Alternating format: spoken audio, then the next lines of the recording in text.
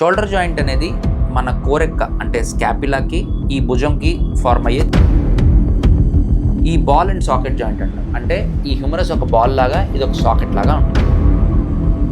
ఈ rotator cuff అనేవి 4 ఉంటాయి.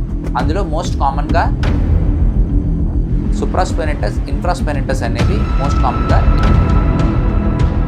హలో వైజాగ్, ఈరోజు ఒక one of the most commonly involved joint problem గురించి మాట్లాడదాం. అదే షోల్డర్ ప్రాబ్లమ్స్. షోల్డర్ జాయింట్ అనేది మన కోరెక్క అంటే స్కాపిలాకి ఈ భుజంకి ఫార్మ్ అయ్యే జాయింట్.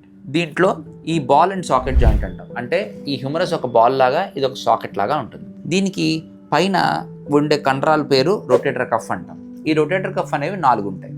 అందులో మోస్ట్ కామన్గా సుప్రాస్పెనిటస్, ఇన్ఫ్రాస్పెనిటస్ అనేవి మోస్ట్ కామన్గా ఇంజ్యూర్ అవుతూ ఉంటాయి. ఈ షోల్డర్ ప్రాబ్లంలో మోస్ట్ కామన్గా వచ్చే కంప్లైంట్ అందరికీ ఏంటంటే, సార్ నాకు షోల్డర్ పైకి లేపితే నొప్పి వస్తుంది, లేదు అంటే ఇలా వెనక్కి తిప్పితే నొప్పి వస్తుంది అని చాలామంది వస్తారు. ఇలా వచ్చే వాళ్ళకి అందరికీ ముందే ఒక డయాగ్నోసిస్తో వస్తారు. ఈ కావాలంటే వాళ్ళు చదువుకుని కావచ్చు, లేదా చూసి కావచ్చు, అది ఫ్రోజన్ షోల్డర్ అని ప్రిపేర్ అయ్యి వస్తారు. అసలు ఈ ఫ్రోజన్ షోల్డర్ అంటే ఏంటంటే, ఇది జాయింట్ లోపల ఉన్న ప్రాబ్లం కాదు.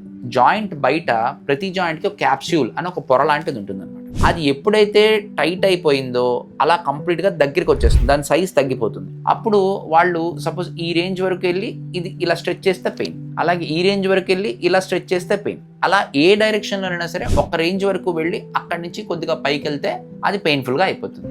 ఈ ఫ్రోజన్ షోల్డర్ అనేది మెయిన్గా 3 phases ఉంటుంది. ఫస్ట్ ఫేజ్ పెయిన్ఫుల్ ఫేజ్ అంటాం. అంటే వాళ్ళకి పెయిన్ చాలా ఎక్కువ ఉంటుంది.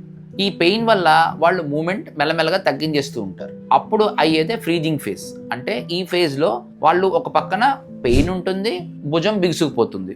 ఆ తర్వాత ఫేజ్లో ఫ్రోజన్ ఫేజ్లో ఎక్కువ ఫ్రోజన్ అంటే మూమెంట్స్ తక్కువ ఉంటాయి, కానీ పెయిన్ పర్వాలేదు, రీజనబుల్గా ఉంటుంది. నెక్స్ట్ ఫేజ్లో మెల్లమెల్లగా రిలీజ్ అవుతూ ఉంటుంది. ఫ్రోజన్ షోల్డర్లో ఈ 3 phases ఏ ఫేజ్లో ఉండేదనే దాన్ని బట్టి వాళ్ళ ట్రీట్మెంట్ ఆధారపడి ఉంటుంది. వాళ్ళు పెయిన్ఫుల్ ఫేజ్లో ఉన్నప్పుడు వాళ్ళకి పెయిన్ కిల్లర్ కోసం ఇంజెక్షన్స్ కానీ ఫిజియోథెరపీ కానీ అడ్వైస్ చేసి మూమెంట్ మెయింటైన్ చేయమని చెప్తాం. అదే వాళ్ళు పెయిన్ తగ్గి ఫ్రోజన్ ఫేజ్లో కనుక మా దగ్గరికి వస్తే వాళ్ళకి ఇంకా మూమెంట్ మీదే ఎక్కువ కాన్సన్ట్రేట్ చేస్తాం అనమాట. అదే థాయింగ్ ఫేజ్లో వస్తే మూమెంట్ వస్తుందండి, మీరు ఫిజియోథెరపీ కంటిన్యూ చేయండి అని చెప్తాం. సో ఇది ఫ్రోజన్ షోల్డర్. కానీ ఇలా ప్రతి భుజం నొప్పి ఫ్రోజన్ షోల్డర్ కాదు. ఫ్రోజన్ షోల్డర్కి most common differential diagnosis impingement syndrome or rotator cuff problems అనమాట.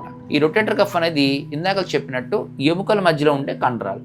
మన షోల్డర్ జాయింట్ మూమెంట్ కోసం చాలా ఇంపార్టెంట్ ఈ కండరాలు. ఈ కండరాలు పైనున్న ఎముక కిందనున్న ఎముక మధ్యలో ఉండటం వల్ల ప్రెషర్ వచ్చి ఒక పర్టికులర్ యాంగిల్లో, అంటే చెయ్యి ఇలా పైకి లేపితే ఈ యాంగిల్ నుంచి ఈ యాంగిల్ వరకు నొప్పి ఉంటుంది, మళ్ళీ పూర్తిగా పైకి వెళ్తే నొప్పి ఉంటుంది. ఇది ఒక ఆర్క్ అంటాం అనమాట, ఇంపింజ్మెంట్ ఆర్క్.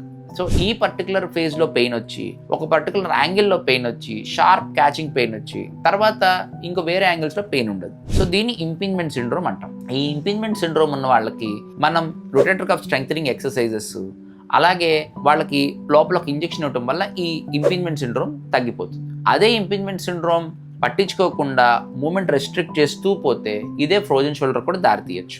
మూడో most common problem rotator cuff injuries. ఈ రొటేటర్ కఫ్ ఇంజురీస్ అంటే ఇందాక చెప్పినట్టు 4 కండరాలు ఉంటే అందులో మోస్ట్ కామన్గా సుప్రాస్పెనిటస్, ఇన్ఫ్రాస్పెనిటస్ అనేవి టేర్ అవుతూ ఉంటాయి. ఇవి ఎలా టేర్ అవుతాయంటే, యంగ్ ఏజ్లో టేర్ అవ్వాలి అంటే ఒక పెద్ద దెబ్బ, అంటే ఒక పడిపోవడమో పెద్ద దెబ్బ తగలాలి. అదే ఓల్డ్ ఏజ్లో టేర్ అవ్వాలంటే కేవలం జస్ట్ ఒక బకెట్ ఎత్తినప్పుడు, లేకపోతే ఏదైనా ఒక బస్లో ఇలా వెళ్తూ హ్యాంగల్ పట్టుకున్నప్పుడు అప్పుడు కూడా తెగిపోయే అవకాశం ఉంటుంది. సో దీన్ని రొటేటర్ కఫ్ టేర్స్ని మనం ఒక్కసారి కనుక పేషెంట్ ఎగ్జామిన్ చేస్తే ఎక్స్రే నార్మల్గా ఉంటుంది, కానీ చెయ్యి వాళ్ళంతా వాళ్ళు కదపలేరు.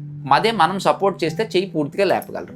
ఈ ప్రాబ్లమ్స్ని మనం ఒకసారి ఎంఆర్ఐ తీస్తే అందులో క్లియర్ కట్గా రొటేటర్ టేర్స్ కనిపిస్తాయి. ఈ కఫ్ టేర్స్ ఉన్నప్పుడు వాళ్ళకి ఆర్థ్రోస్కోపిక్గా కానీ ఓపెన్గా కానీ తీసి ఆ రొటేటర్ కఫ్ని రీఅటాచ్ చేస్తే వాళ్ళు కంప్లీట్గా నార్మల్ లైఫ్కి రావచ్చు.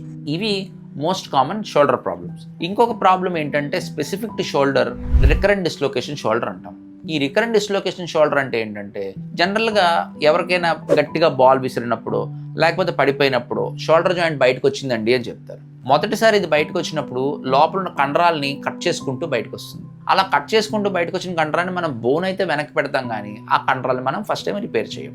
ఇలా రిపేర్ చేయని వాళ్ళల్లో ఒక 100లో 50 మందికి మళ్ళీ బాల్ బయటకు రాదు. కానీ ఒక 50 మందికి చిన్న చిన్న పనులకి, అంటే ఒక వెనకాల ఉన్న జస్ట్ అలా షర్ట్ హ్యాంగర్ తీసుకుంటున్నానండి, లేదు అంటే ఏదో ఉందని ఇలా వంగానండి, అప్పుడు వెంటనే బయటకు వచ్చిందని చెప్తాం. ఇది చాలా మంది క్రికెటర్స్ కూడా మనం చూస్తాం. షోల్డర్ దాని తర్వాత బయటకు రావటం, మళ్ళీ లోపలికి వెళ్ళిపోతూ ఉండడం. ఈ రికరెంట్ డిస్లొకేషన్ షోల్డర్ ఇన్స్టెబిలిటీ అంటాం. దీనికి మనం ఆర్థ్రోస్కోపిక్గా చేసుకుని ఏదైతే ఫస్ట్ అది కట్ చేసుకుని బయటకు వచ్చిందో దాన్ని మళ్ళీ రీఅటాచ్ చేయటం వల్ల దీన్ని మనం రెడ్యూస్ చేయొచ్చు. దీని పేరు ఆర్థ్రోస్కోపిక్ బ్యాంకర్స్ రిపేర్ అని, లేకపోతే హిల్ సాక్స్ రిపేర్ అని అంటాం. సో ఇలా ఇవి different wide range of shoulder problems. ఈ షోల్డర్ ప్రాబ్లమ్స్ అనేవి మనం ఎర్లీగా డయాగ్నోస్ చేసుకుని ట్రీట్ చేసుకుంటే ఫ్రోజన్ షోల్డర్ వరకు వెళ్లకుండా ఉండి మనం హ్యాపీగా మన ఫంక్షనల్గానే చేసుకోవచ్చు.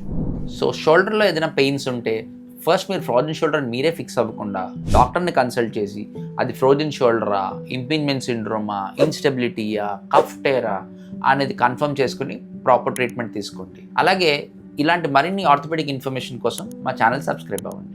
ఏమైనా డౌట్స్ కానీ క్వశ్చన్స్ కానీ ఉంటే కింద కామెంట్ బాక్స్లో కామెంట్ చేయండి.